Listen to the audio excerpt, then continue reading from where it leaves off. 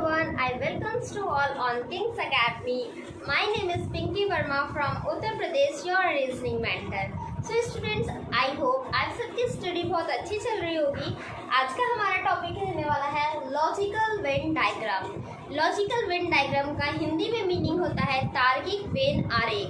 Logical Venn diagram, देखो नाम से पहले हम इसके नाम का मतलब समझते हैं। लॉजिकल वेन डायग्राम, देखो वेन एक मैथमेटिशियन थे। वेन उनका पूरा नाम था जॉन वेन। इन्हीं के नाम पे इस कॉन्सेप्ट को लाया गया। उन्होंने ये वेन डायग्राम इसलिए उन्होंने इन्वेंट किया था ताकि मैथमेटिक्स में कैलकुलेशन बहुत टिपिकल होने लगी थी, प्रॉब्लम्स आ रही थी, तो प्रॉब्लम का सॉल्यूशन तो निकालना था। किसी ना किसी को तो इसका सॉल्यूशन पता लगाना ही था। तो जो जॉन वेन मैथमेटिशियन थे, उन्होंने एक डायग्राम के थ्रू मैथमेटिक्स के कॉन्सेप्ट को बहुत इजी किया था, जिसको नाम दिया गया था लॉजिकल वेन डायग्राम। इसको आज हम रीजनिंग के टॉपिक के अंदर पढ़ते हैं। हमारे इस कॉम्पिटिटिव एग्जाम में बहुत बड़ा रोल प्ले करता है। वेन का मीनिंग क्या होता है? वेन एक साइंटिस्ट थे, आपको मैं बता चुकी हूँ। डायग्राम का मीनिंग हो गया आरेख। वेन साइंटिस्ट का नेम, और लॉजिक का मतलब हो गया तार्किक। जो वेन है ये क्या रिप्रेजेंट करता है? इट शोज रिलेशंस बिटवीन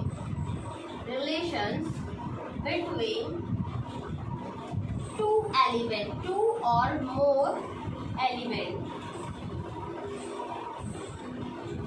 देखो हमेशा ना ये दो या दो से ज्यादा के बीच जो एलिमेंट होते हैं उनमें किस तरीके का रिलेशनशिप एस्टैब्लिश हो रहा है उस चीजों को शो करता है। देखो वेन डायग्राम ना दो तरीके से बनाए जाते हैं। पहला जो एक हम सिलॉक्स के टॉपिक में बनाते हैं, और दूसरा एक जो हम यहाँ पर बनाते हैं। दोनों में डिफरेंस क्या है? जो सिलॉक्स में बनाते हैं उसमें कोई लॉजिक नहीं होता, वो इलॉजिकल कहीं से भी किसी भी चीज को रिलेट कर देता है, कोई रिलेशनशिप एस्टैब्लिश नहीं करता। फॉर एग्जाम्पल उसमें बोलते हैं सम मैन आर वुमेन, कुछ मैन वुमेन है, इसके पीछे कोई लॉजिक है नहीं। बट अगर यहाँ पर बोल दिया गया कि some father, all father are man, तो यहाँ पर लॉजिक बनता है कि सारे फादर मैन होंगे। दोनों में डिफरेंस समझना। जब आप सिलॉक्स का टॉपिक पढ़ रहे होंगे ना, तो वहाँ पर आपको दिया होगा सम फादर आर मैन, तो आपका डायग्राम इस तरीके का होगा। ये फादर का हो गया और ये मैन का हो गया, ये सिलॉक्स के टॉपिक में। बट अब जब इस टॉपिक में पढ़ोगे तो ये बोला होगा कि फादर और मैन को डिनोट करो, तो हम ऐसे डिनोट करेंगे कि जितने भी यूनिवर्स में फादर होंगे वो मैन तो होंगे ही। अगर कोई मैन नहीं है तो वो फादर भी नहीं हो सकता, तो सारे फादर होंगे, वो मैन होंगे। यहाँ पर आपका लॉजिकल है, बट यहाँ पर आपका लॉजिक नहीं बन रहा है, तो इसीलिए इस टॉपिक का नाम दिया गया था लॉजिकल वेन डायग्राम। अब हम सीखेंगे कि लॉजिकल वेन डायग्राम में क्वेश्चन किस किस तरीके से पूछे जाते हैं। स्टूडेंट, टू टाइप्स के वेन डायग्राम होते हैं। मैं नोट करवाती हूँ, आप नोट करना। वेन डायग्राम के, इस लॉजिकल वेन डायग्राम के टॉपिक से हमारे कॉम्पिटिटिव एग्जाम में टू तरीके के क्वेश्चंस पुट अप किए जाते हैं।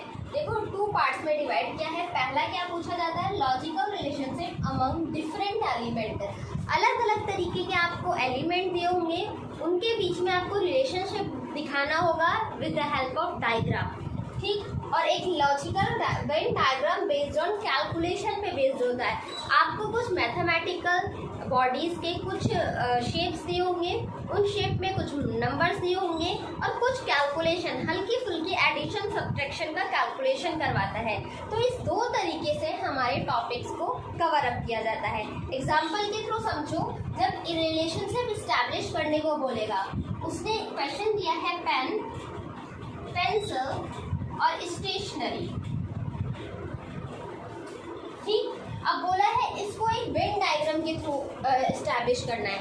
अब इसके पीछे का लॉजिक क्या होगा? देखो पेन जो है और पेंसिल है वो स्टेशनरी है, ठीक। तो एक स्टेशनरी का डायग्राम होगा जो वेन डायग्राम है ना, एक सेट को दिखाता है, ग्रुप ऑफ सेट। किसी भी का सेट हो सकता है, किसी टीचर का सेट हो गया, स्टूडेंट के सेट हो गया, गेम्स के सेट हो गए। तो किसी भी डायग्राम में फॉर एग्जांपल हमने ये सर्कल ले लिया और इसको डिनोट कर दिया कि स्टूडेंट्स का वेन डायग्राम है, ठीक। और इसके अंदर जितने भी स्टूडेंट होंगे वो सब इंक्लूड हो जाएंगे। तो इसको हमने एक सेट का नाम दे दिया। वो सेट चाहे कुछ भी हो, हम किसी भी सेट का नाम दे सकते हैं। आइए देखते हैं कि आप इसका वेन डायग्राम आप कैसे बनाओगे। ये लॉजिकल वेन डायग्राम की बात कर रहे हैं। तो ये बड़ा सर्कल हमारे स्टेशनरी का हो गया, ठीक। अब पेन और पेंसिल इसी के पार्ट है ना, तो आप इसी के अंदर ये पेन का पार्ट हो जाएगा और ये पेंसिल का पार्ट हो जाएगा। आई होप आपको ये क्लियर हुआ होगा। इस तरीके से हम इसके डायग्राम को डिनोट करते हैं। अब कैलकुलेशन बेस्ड, हाँ कैलकुलेशन बेस्ड वे कैसा है आप देखो, ये दे रखा है, ये दे रखा है, इस तरीके से आपको मैथमेटिकल बॉडी। अब मार्किंग दे रखी है 1 2 3 5 8, ठीक।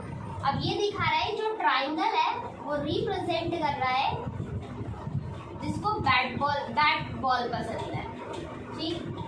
जो सर्कल है वो रिप्रेजेंट कर रहा है जिसको बेसबॉल पसंद है। और जो ट्राइंगल है,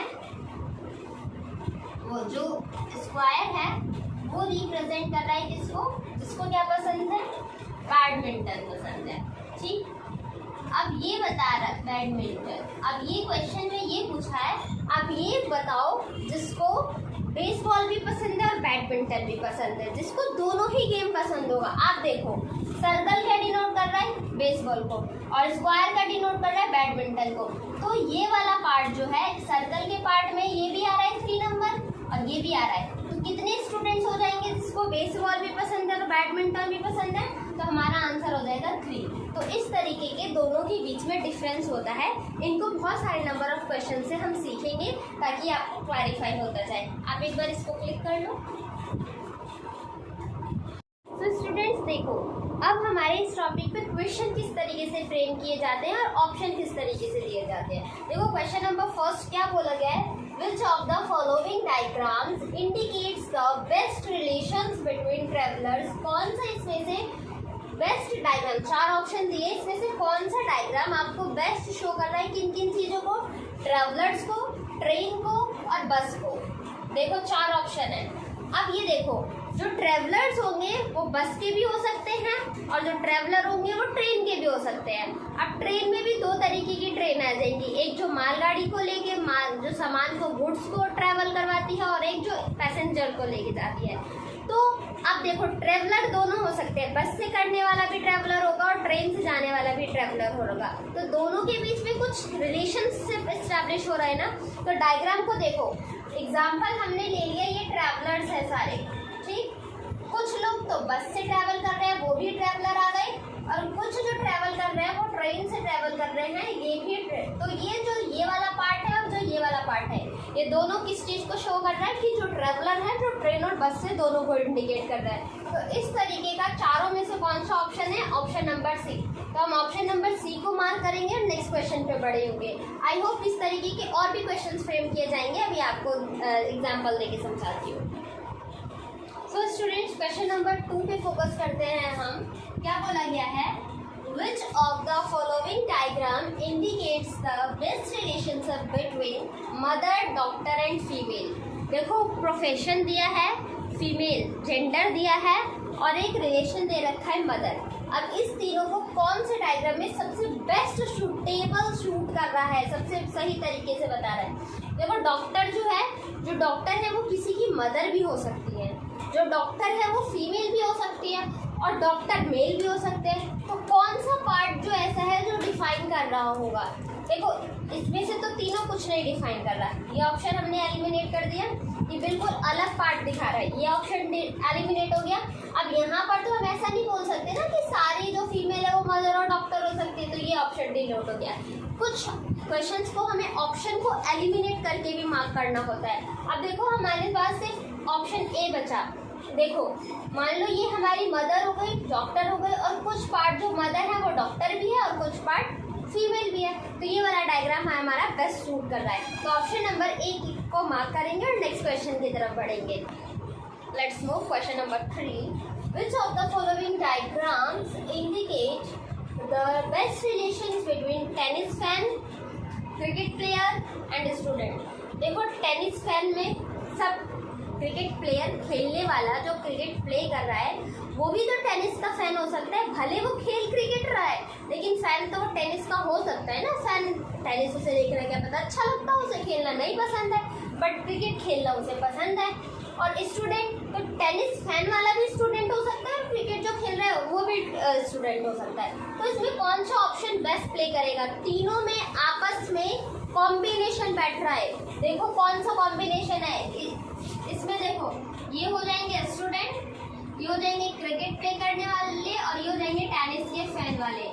जो ये वाला पोर्शन है ये तीनों का सबमिशन शो कर रहा है। तो ऑप्शन नंबर ए हमारा करेक्ट आंसर हो जाएगा इस क्वेश्चन का। आई होप ये क्वेश्चन समझ में आया होगा। Let's move question number 4।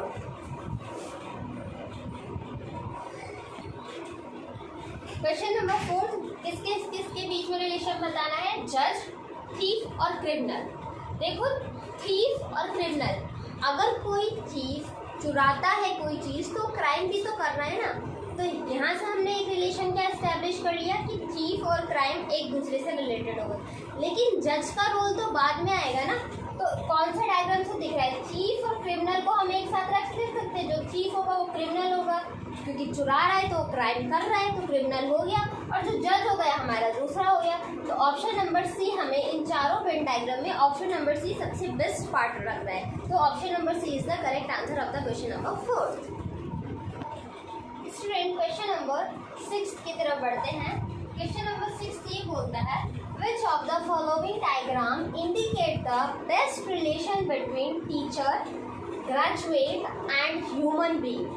3 words दे रखे हैं, टीचर, ग्रेजुएट और ह्यूमन बीइंग। आप खुद सोचो, अगर कोई टीचर है वो भी ह्यूमन बीइंग होगा और अगर कोई ग्रेजुएट इंसान है वो भी ह्यूमन बीइंग होगा। और ज़रूरी तो नहीं ना कि जो ग्रेजुएट है वो टीचर हो, तो ग्रेजुएट वाला भी टीचर हो सकता है। मतलब ग्रेजुएट का कुछ पार्ट टीचर में भी आना चाहिए और टीचर और ग्रेजुएट ओवरऑल क्या है हमारे ह्यूमन बीइंग्स हैं। तो एग्जांपल समझो, ये पूरा पार्ट ह्यूमन बीइंग को डिनोट कर रहा है। देखो ये पार्ट हमें डिनोट कर रहा है ह्यूमन बीइंग को, ठीक। अब टीचर और ग्रेजुएट, टीचर ग्रेजुएट भी हो सकते हैं, मतलब कुछ सम का रिलेशन शो कर रहा होगा। तो ये हो गया पार्ट टीचर का और ये पार्ट हो गया ग्रेजुएट का। मतलब टीचर ग्रेजुएट भी हो सकते हैं और कुछ टीचर ग्रेजुएट नहीं भी हो सकते हैं, अंडर ग्रेजुएट भी टीचर होते हैं। तो कौन सा डायग्राम इस तरीके का शो कर रहा है? Option number D is the correct answer of this question. I hope इस तरीके के क्वेश्चंस की अप्रोचेस क्या होती हैं आपको सॉल्व करने में समझ में आ रहा होगा। कंफ्यूज नहीं होना है, क्योंकि देखो हमें बहुत सारे इस तरीके के डायग्राम दिखेंगे तो वहाँ पर हमें कंफ्यूज नहीं होना है। क्वेश्चन को अप्रोच को समझते हुए किस किस तरीके से रिलेशनशिप इस्टेब्लिश हो सकते हैं उस तरीके के समझ के हमें ऑप्शन को मार्क करना होता है, ठीक है। नेक्स्ट क्वेश्चन पे मूव करते हैं। ये क्वेश्चन बहुत इंपॉर्टेंट है, आप चाहो तो इस पे 3 स्टार मार्क कर लो। 3 स्टार मतलब जितने स्टार चाहो आप उतने स्टार मार्क करके इसको इम्पोर्टेंट मार्क कर सकते हो। क्या पूछा गया है? Which of the following diagrams indicates the best relationship between pick pockets, anti social and blackmailers. देखो पिक पॉकेट्स और ब्लैकमेलर्स दोनों एक नेगेटिव चीज़ें हैं और एंटी सोशल, ये सोशल मतलब हो गया सामाजिक, एंटी सोशल जो समाज से बुराइयों को, मतलब जो समाज की बुराइयां चीज़ें होती हैं वो वाली सारी चीज़ें हो गया। तो ऑब्वियसली बात है एंटी सोशल के अंदर 2 चीज़ें आ जाएंगी ना, एक ब्लैकमेलर और एक पिक पॉकेटर। ऐसा डायग्राम कहाँ पर इंडिकेट कर रहा है? तो option number A is the correct answer of this question. Let's move question number next.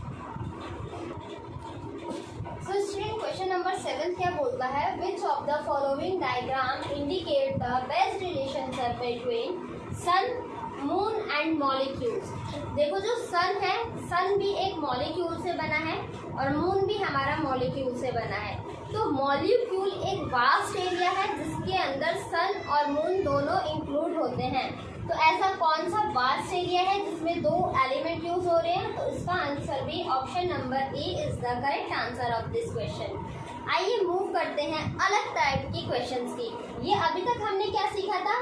Venn diagram based on relationship between different element के बीच में हमने रिलेशनशिप को स्टैब्लिश करना सीखा है। अब हम कैलकुलेशन बेस्ड पे वेन डायग्राम की हेल्प से क्वेश्चन को सॉल्व करना सीखेंगे। Let's move ahead. तो स्टूडेंट, अब हम कुछ नेक्स्ट टाइप के जो कैलकुलेशन बेस्ड क्वेश्चन होते हैं उसको देखते हैं। ध्यान से समझना। In the following figure circle represent bedsheet, triangle represents pillow and square represent blanket. जो ये फिगर दिया है इसमें शेप्स दिए हैं और वो ज्योमेट्रिकल शेप्स किस किस चीज़ों को डिफाइन कर रहा है ये चीज़ शो कर रहा है। पूछा क्या है, which set of letters represent all the three element. In set of letter में से ऐसा कौन सा एलिमेंट है जो तीनों चीज़ों को डिनोट कर रहा है। आप देखो एग्जाम्पल देखो, जो सर्कल है वो क्या रिप्रेजेंट कर रहा है, हमारा बेडशीट को, और जो ट्राइंगल है वो रिप्रेजेंट कर रहा है हमारा पिलो, और जो स्क्वायर है वो रिप्रेजेंट कर रहा है हमें ब्लैंकेट। अब हमें वो फाइंड आउट करना है जिसमें पिलो, बेडशीट और ब्लैंकेट तीनों चीज आ रही है। कौन सा लेटर है, देखो ट्राइंगल में ये वाला ऑप्शन, स्क्वायर में ये वाला और सर्कल में ये। तो जो डी लेटर है वो तीनों को रिप्रेजेंट कर रहा है। जो ये वाला ऑप्शन है ये तीनों को ही रिप्रेजेंट कर रहा है। तो ऑप्शन कौन से ऐसा सेट हो गया जो तीनों को रिप्रेजेंट कर रहा है, तो option number A, that's mean D set जो है वो तीनों को रिप्रेजेंट कर रहा है। तो इस तरीके के क्वेश्चन को सॉल्व करने की अप्रोच ये होगी। कुछ क्वेश्चंस और सॉल्व करते हैं। Let's see next question. So student, question number 9. In the given figure, the circle represent graduate, circle graduate को represent कर रहा है। Triangle represent employed people, triangle क्या represent कर रहा है, employed people को। And the rectangle represent rural folk, जो गांव में folk जलवे करने वाले होते हैं उनको represent कर रहा है। क्वेश्चन क्या पूछा है, what is the number of ruler employed graduate। Ruler भी होना चाहिए, एम्प्लॉयड भी होना चाहिए और ग्रेजुएट भी होना चाहिए। कौन सा ऐसा नंबर है जो तीनों को रिप्रेजेंट कर रहा है, देखो ग्रेजुएट, ये एम्प्लॉयड और ये रूलर। तो कौन सा नंबर है, 9 नंबर जो तीनों को रिप्रेजेंट कर रहा है। That means option number B is the correct answer of this question. ये टॉपिक बहुत ईजी है, आप इजीली सॉल्व कर लोगे। बस एक बार कॉन्सेप्ट को सीख लो, you can easily solve these types of questions. Let's move another question. Question number 10 क्या बोलता है, in the given figure which number represent brown animals which do not have tail. हमें पता करना है ब्राउन एनिमल होना चाहिए जिसकी टेल नहीं है। अब देखो डायग्राम में क्या है, ये वाला सर्कल रिप्रेजेंट कर रहा है एनिमल को, ये वाला सर्कल रिप्रेजेंट कर रहा है जिसकी टेल है, और ये वाला सर्कल आपको रिप्रेजेंट कर रहा है जो एनिमल ब्राउन है। हमें क्या फाइंड आउट करना है, एनिमल्स चाहिए जो ब्राउन है और जिनकी टेल नहीं है। देखो यहाँ तक का पोर्शन तो टेल है, ठीक, ये पूरा पोर्शन, और ये सिर्फ पोर्शन किसको डिनोट कर रहा है, ब्राउन को। लेकिन हमें चाहिए ब्राउन एनिमल, देखो ब्राउन एनिमल जिसकी टेल नहीं होनी चाहिए। तो एनिमल ये रहा, ब्राउन का पार्ट ये रहा, दैट्स मीन्स 5, और इस 5 की कोई टेल भी नहीं है। तो ऑप्शन नंबर सी। एक बार दोबारा समझो, ब्राउन एनिमल, ये वाला सर्कल ब्राउन को डिनोट कर रहा है, ये वाला सर्कल एनिमल को डिनोट कर रहा है। हमें चाहिए ब्राउन एनिमल। तो इन दोनों में से कॉमन क्या हो रहा है, 5 हो रहा है, 5 ब्राउन है और एनिमल है, और टेल का पोर्शन आ भी नहीं रहा। तो brown animal which do not have tail, that is कितने नंबर हो गए, 5। तो option number C is the correct answer of this question. Let's move another question. So student, question number 11 क्या बोलता है, in the figure rectangle, square, circle and triangle represent the region of wheat, gram, maize and rice cultivation respectively। ध्यान से सुनना, यहाँ पर word दे दिया है रिस्पेक्टिवली। इसका मतलब जो पहले आया है वही एरिया पहले वाले क्रॉप को कल्टीवेट कर रहा होगा। फॉर एग्जाम्पल, अगर रेक्टेंगल पहले आए तो रेक्टेंगल व्हीट को रिप्रेजेंट करेगा, स्क्वायर ग्राम को रिप्रेजेंट करेगा, सर्कल मेज को रिप्रेजेंट करेगा और ट्राइंगल राइस को रिप्रेजेंट कर रहा है। क्वेश्चन पूछा गया in which area are cultivated by wheat and maize. Wheat और मेज के द्वारा कौन सा एरिया कल्टीवेट किया गया है जो दोनों में आ रहा हो, व्हीट भी और मेज भी आ रहा हो, तो देखो वीट के लिए क्या चेक करना है हमें, रेक्टेंगल, और मेज के लिए हमें क्या चेक करना होगा, सर्कल। जिसमें रेक्टेंगल और सर्कल का कॉम्बिनेशन बन रहा होगा वो एरिया हमारा आंसर हो जाएगा। देखो सर्कल में क्या आ रहा है, बहुत सारे नंबर है, और रेक्टेंगल में क्या आ रहा है, 4, तो दोनों का सर्कल और ये 4। अब 8 4 7 को क्यों नहीं लेंगे, क्योंकि ये ट्राइंगल वाले पार्ट में भी आ गया। सिर्फ 4 ऐसा है जो कि हमारा सर्कल, वो रेक्टेंगल और सर्कल के एरिया में आ रहा है। तो इसका option number D is the correct answer of this question. I hope ये क्वेश्चन आपको समझ में आया होगा। चलो अब हम क्वेश्चन नंबर 11 की तरफ हो गए हैं। बहुत सारे क्वेश्चंस की इसी तरीके से देखो, दोनों टाइप के क्वेश्चंस को हमने डिस्कस किया कि एलिमेंट डिफरेंट हो तो उसके रिलेशनशिप को कैसे एस्टैब्लिश किया जाएगा। और जब आपको ऑलरेडी वेन डायग्राम बना के दिया हो, कुछ कॉम्बिनेशन ऑफ लेटर्स या कुछ कॉम्बिनेशन ज्योमेट्रिकल शेप क्या रिप्रेजेंट कर रहे हैं वो गिवन है, तो उससे रिलेटेड क्या इन्फॉर्मेशन पूछी जा रही है हमें वो फाइंड आउट करना होता है। हमने दोनों तरीके के क्वेश्चंस को समझा। स्टार्टिंग में मैंने ये बताया कि लॉजिकल वेन डायग्राम होता क्या है, कौन कौन से कॉन्सेप्ट को हम यहाँ पर, तो ये दोनों तरीके के क्वेश्चंस हमने डिस्कस कर लिए हैं। हमने कॉन्सेप्ट सीख लिए, क्या क्या अप्रोच होनी चाहिए क्वेश्चंस के, डिफरेंट टाइप्स ऑफ क्वेश्चन की हमने फ्रेमिंग देख लिया है। Now it's your responsibility to practice more of question on this topic. जितने क्वेश्चंस की आप प्रैक्टिस करोगे आपका ये टॉपिक उतना ही स्ट्रांग होता चला जाएगा। Practice makes man perfect. इसी कोटेशन के साथ मैं अपनी इस टॉपिक को फिनिश करती हूँ। I hope you will like this session and you will understand all the concept of logical Venn diagram. Thank you every students. Keep learning, keep studying and take care. All the best.